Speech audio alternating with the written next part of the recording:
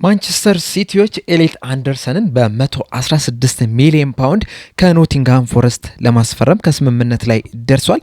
ውድ ቻናላችን ቤተሰቦች እንኳን ውድ ቻናላችን በደህና መጣችሁ። በቆይታችን እንግዲህ የኤሊት አንደርሰንን ወደ ማንቸስተር ሲቲ የሚያደርገውን ዝውውር የምንመለከት ይሆናል። እናንተም በዚህ ዙሪያ ያላችሁን ሀሳብ አስተያየት ኮሜንት ሴክሽን ላይ በመጻፍ እንድታሳውቁኝ፣ ሰብስክራይብ፣ ላይክ፣ ሼር እያደረጋችሁም የቻናሉ ቤተሰብ እንድትሆኑ በአክብሮት እጠይቃለሁ። አሁን በቀጥታ ወደ ዝውውሩ የምናመራ ይሆናል። አብራችሁን ቆዩ። ማንቸስተር ሲቲዎች ኤሊት አንደርሰንን ከኖቲንግሃም ፎረስት በ116 ሚሊዮን ፓውንድ ለማስፈረም ከስምምነት ላይ መድረስ ችሏል። ፋብሪዞ ሮማኖ ይዞት በወጣው መረጃ መሰረትም በዛሬው ዕለት ምናልባትም ሌሊት ላይም የሕክምና ምርመራውን በዛው ባለበት በኒውዮርክ ከተማ የሚያደርግ ይሆናል። ከዛ በቀጣይ ቀናቶች ውስጥ ማንቸስተር ሲቲዎች ተጫዋቹን ማስፈረማቸውን ይፋ ያደርጋሉ ተብሎ ይጠበቃል።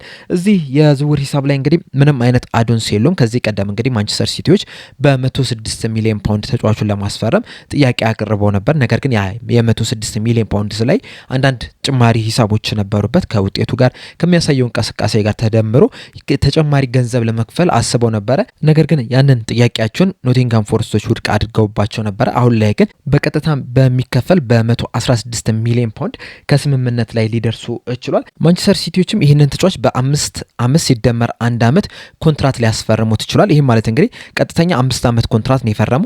ነገር ግን ማንቸስተር ሲቲዎች ለተጨማሪ 1 ዓመት በማንቸስተር ሲቲ በኢትሃድ የማቆየት መብት አላቸው። በተለይ እንቅስቃሴውን አይተውት የሚመቻቸው ከሆነ ለተጨማሪ ዓመት ማራዘም የሚችሉበትን መብትም በስምምነቱ ላይ ማካተት ችሏል። የዚህ ተጫዋች ዝውውርም እንግዲህ በማንቸስተር ሲቲ ቤት ሪከርድ ሆኖ መመዝገብ ችሏል። ከዚህ ቀደም እንግዲህ ማንቸስተር ሲቲዎች ጃክ ግሪሊሽን ከአስቶን ቪላ በ100 ሚሊዮን ፓውንድ ነበረ ያስፈረሙት።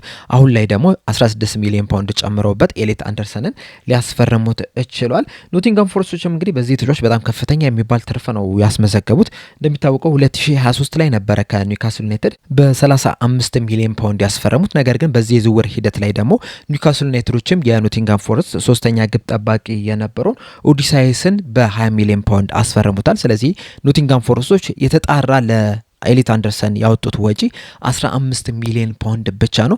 ይህ ማለትም እንግዲህ በዚህ ሰዓት ላይ 100 ሚሊዮን ፓውንድ አትርፈው ነው ይህንን ተጫዋች ሊሸጡት የቻሉትና ኖቲንግሃም ፎረስቶች በጣም ከፍተኛ የሚባል ትርፍን ማስመዝገብ ችሏል። በእርግጥ ከዚህ ቀደም ከፍተኛ ትርፍ ያስመዘገቡበትም አንድ ተጫዋች ነበረ። ይህም ተጫዋች ደግሞ ሮይ ኪን የነበረው ዘ አትሌቲክስ ይዞት በወጣው ዘገባ መሰረት ኖቲንግሃም ፎረስቶች ሮይ ኪንን ከአየርላንድ ክለብ በ47,000 ፓውንድ ብቻ ነበር ያስፈረሙት። በእርግጥ ትራንስፈር ማርኬት ይዞት በወጣው ዘገባ መሰረት ኖቲንግሃም ፎረስቶች ለሮይ ኪን 200,000 ፓውንድ አውጥቷል ነው እያለን የሚገኘው። እንደዛም ቢሆንም ግን በጣም ዝቅተኛ የሚባል ሂሳብን ነበረ ያወጡት። ከዛ በኋላ ግን ለማንቸስተር ዩናይትድ በሚሸጡበት ሰዓት ግን በ3.75 ሚሊዮን ፓውንድ ነበር የሸጡት። በሰዓቱም የብሪቲሽ ሪከርድም ሆኖ ተመዝግቦላቸዋል። ይህም ማለትም እንግዲህ በጣም ከፍተኛ የሚባል ትርፍን ያስመዘገቡበት ተጫዋች ሆኖ ነበረ። አሁን ላይ ደግሞ ኤሊት አንደርሰንን ለሌላኛው የማንቸስተር ክለብ ለማንቸስተር ሲቲ በ116 ሚሊዮን ፓውንድ በመሸጥ ወደ 100 ሚሊዮን ፓውንድ አካባቢ ገንዘብ ሊያተርፉበት ችሏል። በዚህ ሰዓትም እንግዲህ ለኤሊት አንደርሰን ምትክ እንዲሆን የቶተናም ተጫዋች የሆነውን ሉካስ በርገቬንን ለማስፈረም ፍላጎት አሳይተዋል እየተባለ ነው የሚገኘው። ተጫዋቹም እንግዲህ ከቶተናም ለመልቀቅ ፍላጎት እንዳለው ነው እየተዘገበ የሚገኘው እና ምናልባትም ኖቲንግሃም ፎረስቶችም ይህንን ተጫዋች በዚህ የክረምት የዝውውር መስኮት ለማስፈረም ጥረት ሊያደርጉ የሚችሉበት እድል አለ። ነገር ግን ዋናው ጥያቄ የሚሆነው ለምንድን ነው ማንቸስተር ሲቲዎች ይህንን ተጫዋች ለማስፈረም የፈለጉት? ይህን ያህል ገንዘብስ ለምን ለማውጣት ፈለጉ የሚለውን ነገር መመልከት ይኖርብናል። ማንቸስተር ሲቲዎች ኤሊት አንደርሰንን በዋነኝነት የፈለጉት በርናንዶ ሲልቫን ለመተካት ነው። እንደሚታወቀው በርናንዶ ሲልቫ በማንቸስተር ሲቲ ቤት የሚያቆየውን ኮንትራት ካጠናቀቀ በኋላ በነፃ ክለቡን ለቋል። ወደ ማድሪድም መዘዋወሩ አይዘነጋምና የእሱን ተተኪ ለማድረግ ነው ኤሊት አንደርሰንን ለማስፈረም ፍላጎት ያሳዩት። ከዛ በተጨማሪም በፕሪሚየር ሊግ ውስጥ 2023 ላይ ወደ ኖቲንግሃም ፎረስት ካቀና በኋላ እያሳዩ የነበረው እንቅስቃሴም ለማንቸስተር ሲቲዎች እንደማረካቸው ነው እየተነገረ የሚገኘው። በእርግጥ ማንቸስተር ሲቲዎችን ብቻ አይደለም የማረከው፣ ማንቸስተር ዩናይትዶችም ይህንን ተጫዋች ለማስፈረም ፍላጎት ነበራቸው። ነገር ግን በሁለት ምክንያቶች ተጫዋቹን ሳያስፈርሙት ቀርቷል። የመጀመሪያው ምክንያት ኖቲንግሃም ፎረስቶች ለተጫዋቹ የጠየቁት ከፍተኛ ሂሳብ ነው። ሌላኛው ደግሞ ተጫዋቹ ራሱ ወደ ማንቸስተር ሲቲ ለማቅናት መፈለጉ ነው። በእነዚህ ሁለት ምክንያቶች ተጫዋቹ ላይ ከፍተኛ ፍላጎት ቢኖራቸውም ነገር ግን ተጫዋቹን ለማስፈረም ምንም እንቅስቃሴ ማድረግ ሳይችሉ ቀርቷል። ይህም የሚያሳየው እንግዲህ ተጫዋቹ ያለው ኳሊቲ ነው። በተለይ ደግሞ ከኳስ ጋር ምቾት የሚሰማው ተጫዋች ነው። እንደዚሁም ደግሞ ብዙ ኳሶችንም ወደፊት ማቀበል የሚችል ነው። ኳሶችን መቆጣጠር የሚችል ነው። ቡድንን ማረጋጋት፣ የቡድንን ቴምፖ መቆጣጠር የሚችልም ተጫዋችም ጭምር ነው። በተለይ በተጠናቀቀው ሲዝንም በፕሪሚየር ሊግ ውስጥም በጣም ብዙ ኳሶችን በመንካት አንደኛ ደረጃ ላይ የተቀመጠ ተጫዋች ነው።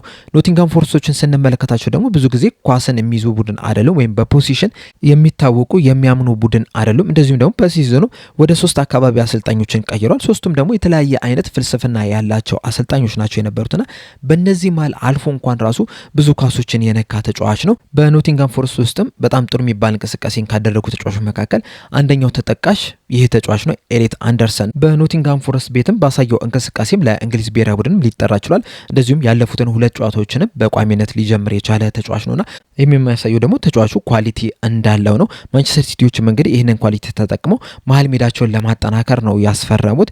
በዚህ ሰዓት እንግዲህ ማንቸስተር ሲቲዎች መሀል ሜዳው ላይ በተለይ ደግሞ በርናንዶ ሲልቫ መልቀቁን ተከትሎ እንደ ድሮ ጥንካሬ አይታይበትም። የሆነ የጎደለው ነገር አለ። እንደሚታወቀው ሮድሪ ከጉዳት ከተመለሰ በኋላ ምርጥ ብቃቱ ላይ ለመድረስ ትንሽ ተቸግሮ ነበረ። እንደዚሁም ደግሞ ክለቡንም ሊለቅ ይችላሉ የሚሉ ነገሮችን እየሰማን ነው የምንገኘው። በርናንዶ ሲልቫ ቀደም እንዳልኳችሁ ክለቡን ለቋል። ኒኮ ጎንዛሌዝ የተጠበቀበትን ያህል እንቅስቃሴን ያላደረገ ተጫዋች። በተመሳሳይ መልኩ ራይንደርስም የመጀመሪያዎቹ ጨዋታዎች ላይ በቋሚነት ጀምሮ ነበረ ልክ እንደመጣ። ከዛ በኋላ ግን ብዙ የመጮቻ እድል ያላገኘ ተጫዋች ነው። እንደዚሁም ደግሞ ፊል ፎደንም የድሮ ብቃቱን እያስመለከተ አይደለም የሚገኘው። በዚህ ሰዓት ላይ በማንቸስተር ሲቲ ቤት ጥሩ እየተንቀሳቀሰ የሚገኘው ቼርኪ ነው። ቼርኪም 10 ቁጥር ቦታ ላይ የሚጫወት ተጫዋች ነው። አንዳንዴ ደግሞ ሲያስፈልግ ወደ ፊት ለፊትም በደንብ እንዲጠጋ የሚደረግ ተጫዋች ነውና መሀል ሜዳው ላይ ብዙ ጉድለቶች ያሉበት ክለብ ሆኖ መመልከት ይችላል። እና ይህንን የመሀል ሜዳ ክፍተትን መልስ ለመስጠት ለማጠናከር ነው ኤሊት አንደርሰንን በውድ ዋጋ በ116 ሚሊዮን ፓውንድ ሊያስፈርሙት ከስምምነት ላይ መድረስ የቻሉት። ሌላኛው በዚህ ተጫዋች ዝውውር ሂደት ላይ እንግዲህ ትልቁ ጥያቄ የሚሆነው የወጣበት ወጪ ይገባዋል የሚለው ነው። ማንቸስተር ሲቲዎች እንግዲህ ይህንን ተጫዋች ለማስፈረም ወደ 116 ሚሊዮን ፓውንድ ነው እያወጡ የሚገኙትና ይሄ 116 ሚሊዮን ፓውንድ ለሱ ይገባዋል የሚለው በጣም ትልቅ ጥያቄ ነው። በእርግጥ በዚህ ሰዓት ላይ በዚህ የክረምቱ የዝውውር መስኮት ላይ የዝውውር ገበያው በጣም አብዷል። በተለይ ደግሞ የመሀል ሜዳ ስፍራ ተጫዋቾች ላይ ከፍተኛ ገንዘብ ነው እየተጠየቀ የሚገኘው። ልክ እንደ ኤሊት አንደርሰን 116 ሚሊዮን ፓውንድ ተጠይቋል። ሌሎቹንም ብንመለከታቸው አሁን ለምሳሌ ታይለር ሞርተን ወደ 100 ሚሊዮን ፓውንድ ነው እየተጠየቀበት ያለው። አሌክስ ስኮት 80 ሚሊዮን ፓውንድ አካባቢ ነው እየተጠየቀ የሚገኘው። ቡሃዲ የተባለው የ18 ዓመት ተጫዋችም ወደ 67 ሚሊዮን ፓውንድ ነው እየተጠየቀበት ያለውና በጣም ብዙ እንትኖችን ማንሳት እንችላለን። የዝውውር ጥያቄዎችን ማንሳት እንችላለን። በጣም ከፍተኛ ገንዘብ ነው እየተጠየቀባቸው ያለው እና ይህንን የዝውውር ሂደቶችን ከተመለከታችሁ ምናልባት ለኤሊት አንደርሰንም 116 ሚሊዮን ፓውንድ ይገባዋል ልትሉ ትችላላችሁ። ነገር ግን ደግሞ ኮሜንሴስ የሚባለውን ነገር ስትመለከቱት ከዚህ ቀደም ተጫዋቾች የተዘዋወሩበትን ሂሳብ ስትመለከቱ 116 ሚሊዮን ፓውንድ ይገባዋል ብዬ አላስብም። በእርግጥ ምናልባት ከዚህ በኋላ እንግዲህ ለቀጣይ 5-6 ዓመታት ምናልባትም ከዛ በላይም በማንቸስተር ሲቲ ቤት ቆይቶ በጣም አስደናቂ የሚባል እንቅስቃሴን ካደረገ ምናልባትም ይሄ የወጣበት ወጪን ላናስታውሰው እንችላለን።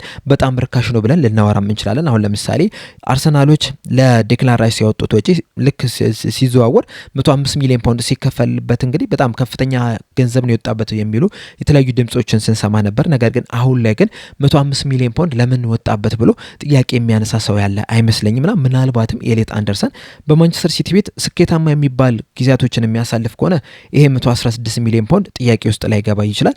ነገር ግን ደግሞ ቀጣይ ሲዝን አሁን ለምሳሌ ጥሩ የሚባል እንቅስቃሴን ካላደረገ ግን በተደጋጋሚ ይሄ ጥያቄ መነሳቱ አይገባውም ነበር የሚሉ ድምጾችንም መስማታችን አይቀርም። ነገር ግን እኔ በግሌም ይህ ተጫዋች ማክሲመም 100 ሚሊዮን ፓውንድ ሊያወጣ ይችላል እንጂ ከዛ በላይ ተጨማሪ ገንዘብ መከፈል አልነበረበትም የሚል ሀሳብ ነው ያለኝ።